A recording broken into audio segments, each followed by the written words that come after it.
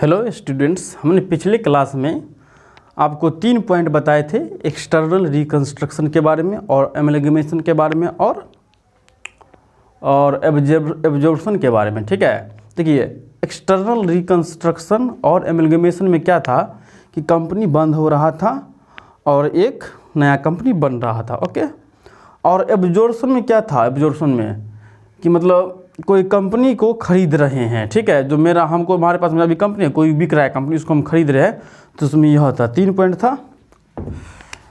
देखिए जैसे में ALTD कंपनी है, ठीक है, ALTD कंपनी है और एक BLTD कंपनी है। ओके, अब देखिए 2 केस में क्या था, बंद हो रहा था कंपनी। ठीक है, उसको हम ओल्ड नाम देते हैं क्योंकि ओल्ड कंपनी बंद होता है। और 2 केस में क्या था, न्यू बन रहा था, न्यू बन रहा था। ओके, जैसे में एक्सटर्नल रिकंस्ट्रक्शन में क्या था, कंपनी बंद हो रहा था और नया कंपनी बन रहा था। हम पिछले क्लास में बता दिए, यदि आप पिछले क्लास का वीडियो नहीं देखे हैं तो देख ले, उसके बाद यह वीडियो देखिए। ठीक है, देखिए पहला केस में क्या था कि कंपनी एक्सटर्नल रिकंस्ट्रक्शन में कंपनी बंद हो रहा था और न्यू कंपनी बन रहा था। ठीक है, सेकेंड केस में क्या है, सेकेंड केस में भी है कि कंपनी एक से अधिक कंपनी बंद हो रहा था और एक नया कंपनी बन रहा था। लेकिन थर्ड केस में क्या है जी, थर्ड केस में क्या है, बंद नहीं हो रहा था। जिसमें कोई कंपनी है, यह खरीद रहा है, यह भी ओल्ड है, यहाँ पे ओल्ड और यह भी ओल्ड, लेकिन यह बंद नहीं हो रहा था। इसको डायरेक्ट क्या हम यहाँ से परचेज कर रहे थे, इसको हम क्या कर रहे थे, परचेज कर रहे थे। ठीक है, परचेज। यह कंपनी जो ओल्ड कंपनी है जिसमें BLTD है, ALTD को परचेज कर रहा था। ठीक है, पहला केस में क्या था, एक्सटर्नल रिकंस्ट्रक्शन में बंद हो रहा था और न्यू कंपनी बन रहा था। सेकेंड केस में क्या था, सेकेंड केस में भी एक से अधिक कंपनी बंद हो रहा था और न्यू कंपनी बन रहा था। और थर्ड केस में क्या था, ओल्ड कंपनी है, कोई चल रहा है, एग्जिस्टिंग कंपनी कहीं पे चल रहा है, बिक रहा है, उसको हम परचेज कर रहे हैं। हम अभी मेरे पास में कंपनी है, वही ओल्ड कंपनी किसी दूसरा कंपनी को खरीद रहा है। डायरेक्ट समझिए ना, मतलब कोई कंपनी है विद्वान कंपनी, जो कोई विद्वान कंपनी को खरीद रहा है, तीसरा केस में था। ठीक है, अब देखिए हम एक चीज़ आपको बताए थे कि ओल्ड कंपनी को क्या बोले थे, ओल्ड कंपनी को क्या क्या नाम समझाने थे जी, ओल्ड कंपनी को वेंडर कंपनी, सेलर कंपनी,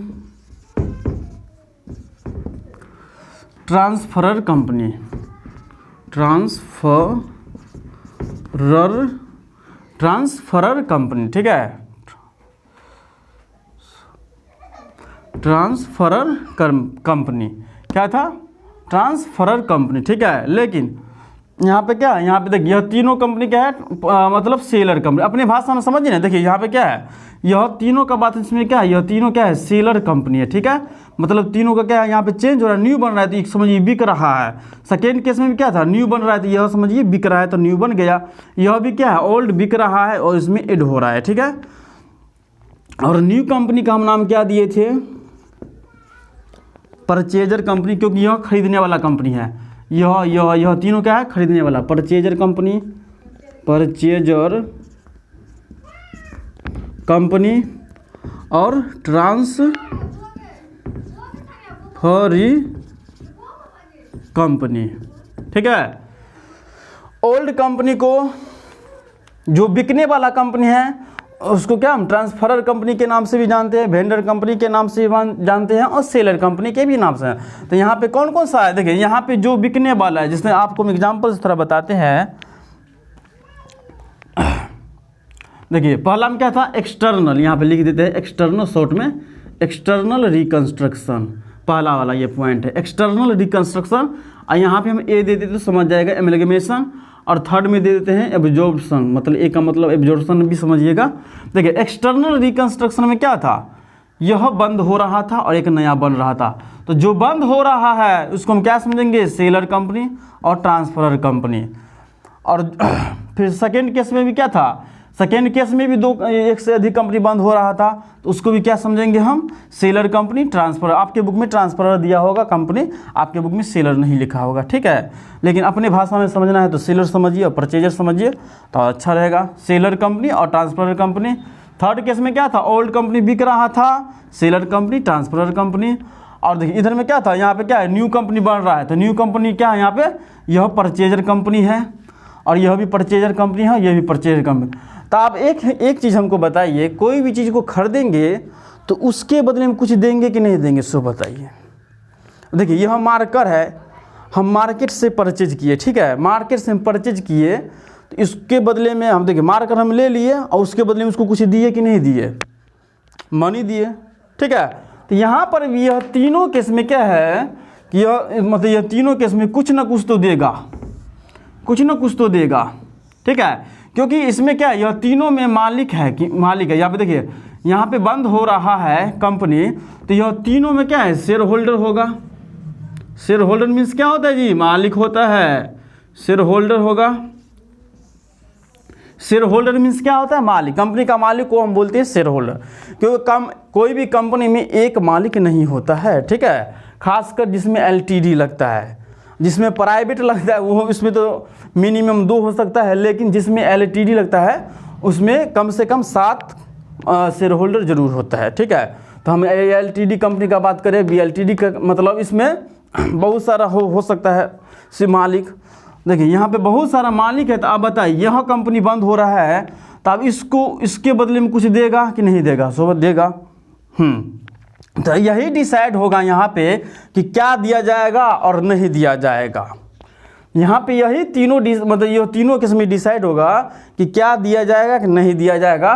तो उसी को हम बोलेंगे परचेज कंसिडरेशन, हिंदी में बोलते हैं क्रय प्रतिफल। क्रय प्रतिफल का मतलब क्या हुआ कि कोई भी चीज़ खरीदे उसके बदले में उसको हम उसके बदले में कुछ दिए तो उसी को बोलते हैं प्रतिफल। मान के चलिए हम ये मार्कर लिए हैं, उसके बदले उसके प्रतिफल के स्वरूप उसको कुछ दिए ना हम, उसी को क्या बोलते हैं हम, परचेज कंसिडरेशन, ठीक है।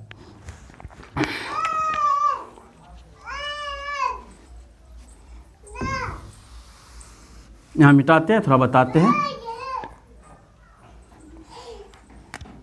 अब देखिए यहाँ पे क्या है, यह तीनों केस में शेयर होल्डर को कुछ ना कुछ मिलेगा, क्योंकि देखिए न्यू कंपनी जब भी बनेगा और न्यू कंपनी यह खरीदेगा, तो देखिए जो भी शेयर होल्डर होगा या डिबेंचर होल्डर होगा, डिबेंचर होल्डर भी होता है जो कर्जा देने वाला होता है, उसको कंपनी में बोला जाता है डिबेंचर होल्डर। कंपनी में देखिए मतलब मालिक को बोला जाता है शेयर होल्डर, और जो कर्जा देने वाला उसको बोला जाता है डिबेंचर होल्डर। तो देखिए इसमें डिसाइड होगा, जब न्यू कंपनी बनेगा तो डिसाइड ना होगा जी कि इसको क्या दिया जाएगा नहीं दिया जाएगा, मतलब डिबेंचर होल्डर को क्या दिया जाएगा नहीं दिया जाएगा, यही सब के बारे में डिसाइड होगा। तो देखिए हमको यही बात समझना है सबसे पहले कि परचेज कंसीडरेशन, परचेज कि यह देखिए यह चैप्टर में सबसे मेन जो टॉपिक है परचेज कंसीडरेशन है, कंसीडरेशन। देखिए क्योंकि यह चैप्टर में यदि आप यह पॉइंट सीख गए, परचेज कंसीडरेशन निकलता कैसे है, तो समझिए 90% चैप्टर आपको कंप्लीट है, ठीक है। यदि आपको यह पीसी कंप्लीट हो गया, पीसी मीन्स परचेज कंसीडरेशन, तो अब हम बोलेंगे शॉर्ट में पीसी ही बोलेंगे, तो आपको समझना है परचेज कंसीडरेशन।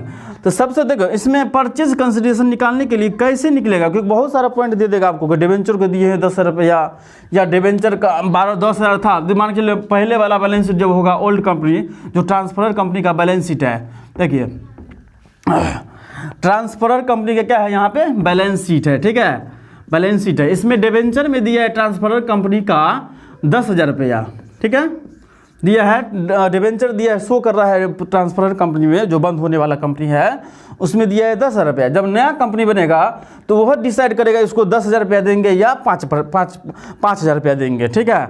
यहाँ पे रेट भी रहता है कितना परसेंट देगा, 8% मान के लिए लिखा है, तो इसमें डिसाइड होगा कि चलिए इसको हम 4%, अब आने वाला समय में इसको हम 4% का इंटरेस्ट देंगे, 8% अब हम नहीं देंगे जब नया बनेगा, तो क्योंकि नया डिसाइड करेगा इसको क्या देंगे, जो पहले मिल रहा था 8% अब क्या देगा 4%। जैसे में शेयर होल्डर है, यहाँ पे क्या है शेयर होल्डर है, क्या जी शेयर होल्डर, अब देखिए शेयर होल्डर मीन्स क्या होता है, equity share holder, preference share holder. अब शेयर होल्डर को हम देखिए शेयर होल्डर है, जैसे में इक्विटी शेयर है 10,000 शेयर, कितना है 10,000 शेयर, इक्विटी शेयर कितना है 10,000 है। अब हम डिसाइड किए कि तुमको हम 6,000 इक्विटी शेयर तुम अपना समझो कि तुम अपना समझो कि तुम्हारे पास में अब तुम मेरे मतलब ये जब नया कंपनी बनेगा, जब ओल्ड कंपनी बंद होगा तो नया कंपनी बनेगा, तो हम इसको मतलब यह मतलब एग्रीमेंट में होगा कि तुम अपना समझो तुम्हारा 6,000 शेयर है, तुमको 4,000 शेयर के बदले तुमको हम कैश दे देते हैं, ठीक है। तो यही सबका ये चेंज होगा, यही सबका चेंज होगा। तो देखिए यहाँ पे परचेज कंसिडरेशन निकलेगा, तो आपको समझना पड़ेगा कि परचेज कंसिडरेशन में क्या जाएगा नहीं जाएगा, क्योंकि देखिए बहुत सारा पॉइंट रहेगा, डिबेंचर को दे रहे हैं, शेयर होल्डर को दे रहे हैं, प्रेफरेंस शेयर होल्डर को दे रहे हैं, इक्विटी शेयर होल्डर को दे रहे हैं, बैंक लोन जिससे लिए उसको दे रहे हैं, क्रेडिटर वाले को दे रहे हैं, बहुत सारा पॉइंट आपको एडजस्टमेंट में दिया रहेगा, बैलेंस शीट के एडजस्टमेंट में दिया रहेगा। तो आपको समझना है कि पीसी में जो परचेज कंसिडरेशन निकलेगा तो उसमें क्या जाएगा, देखिए उसमें डायरेक्ट आपको समझना है परचेज कंसिडरेशन, क्योंकि देखिए परचेज कंसिडरेशन में हमको कैसे समझना है। देखो परचेज कंसिडरेशन यदि पे हम कर रहे हैं, किसको पे कर रहे हैं, शेयर होल्डर को, share holder, share holder means क्या होता है जी मालिक। तो मालिक कितने प्रकार का होता है कंपनी में, 2 प्रकार का होता है, एक होता है equity share holder, equity share holder, share holder, एक होता है प्रेफरेंस शेयर होल्डर, हम शॉर्ट में लिखे हैं प्रेफरेंस शेयर होल्डर। देखिए आप क्लास 12th में यह पढ़ के आएंगे इक्विटी शेयर किसको बोलते हैं और प्रेफरेंस शेयर किसको बोलते हैं। यदि क्लास 12th में नहीं भी पढ़े होंगे, मान के चलिए साइंस के फैकल्टी से आप यदि कॉमर्स में आए होंगे तो बीकॉम पार्ट 2 में सबसे पहला चैप्टर है इशू ऑफ शेयर, इसमें आप जरूर पढ़े होंगे कि इक्विटी शेयर क्या होता है, प्रेफरेंस शेयर क्या होता है, ठीक है। तो इसके बारे में हम चर्चा नहीं करेंगे। देखिए शेयर होल्डर मीन्स क्या होता है, शेयर होल्डर मतलब देखिए शेयर होल्डर मतलब होता है मालिक। तो मालिक 2 प्रकार का, इक्विटी शेयर होल्डर और प्रेफरेंस शेयर होल्डर। देखिए पीसी कैसे समझेंगे, जब मालिक को हम कुछ भी देंगे, मालिक जो ये मालिक है ना, ये शेयर होल्डर, इसको हम कुछ भी देंगे तो ये किस में कंसिडरेशन होगा, पीसी में चला जाएगा, एड पीसी में होगा। मालिक के अलावा देखिए शेयर होल्डर है, इक्विटी शेयर होल्डर है और प्रेफरेंस शेयर होल्डर है। यह 3 पॉइंट के अलावा मान के चलिए लिखा है कि डिबेंचर वाले को 10,000 कैश दे रहे हैं, तो यह पीसी में नहीं जाएगा। आपको लिखा है पॉइंट की डिबेंचर हम शेयर होल्डर को दे रहे हैं, जैसे में 3,000 का शेयर था, ठीक है, 3,000 शेयर को हम डिबेंचर दे रहे हैं, डिबेंचर में कन्वर्ट कर रहे हैं। तो डिबेंचर में कन्वर्ट जब किसको कर रहे हैं, शेयर होल्डर, तो शेयर होल्डर कौन है, मालिक, मालिक को हम दे रहे हैं शेयर होल्डर। अब देखिए जो शेयर होल्डर को दे रहे हैं डिबेंचर, मतलब मालिक को दे रहे हैं हम डिबेंचर के नाम से कन्वर्ट कर रहे हैं कि तुम अपना समझो 3,000 का तुम्हारा डिबेंचर है, अब तुम्हारा यह शेयर कंपनी में नहीं होगा, ठीक है। अब कंपनी में तुम्हारा नाम से क्या, देखो पहले क्या ओल्ड कंपनी में क्या था नियम कि तुम्हारा यह 3,000 शेयर है, लेकिन अब जब नया बनेगा कंपनी तुम्हारा यह 3,000 शेयर कन्वर्ट हो जाएगा तुम्हारा डिबेंचर होल्डर, ठीक है। देखिए जब मालिक को हम कुछ भी देंगे, मालिक को कैश दीजिए या क्रेडिटर दीजिए या बैंक से लोन लेके दीजिए, कुछ भी दीजिए, तो यह पीसी में क्या होगा, पीसी का पार्ट बन जाएगा। थोड़ा एग्जांपल लेके आपको समझाते हैं। देखिए पहला पॉइंट है यहाँ पे, पहला पॉइंट शेयर पे टू शेयर होल्डर, शेयर होल्डर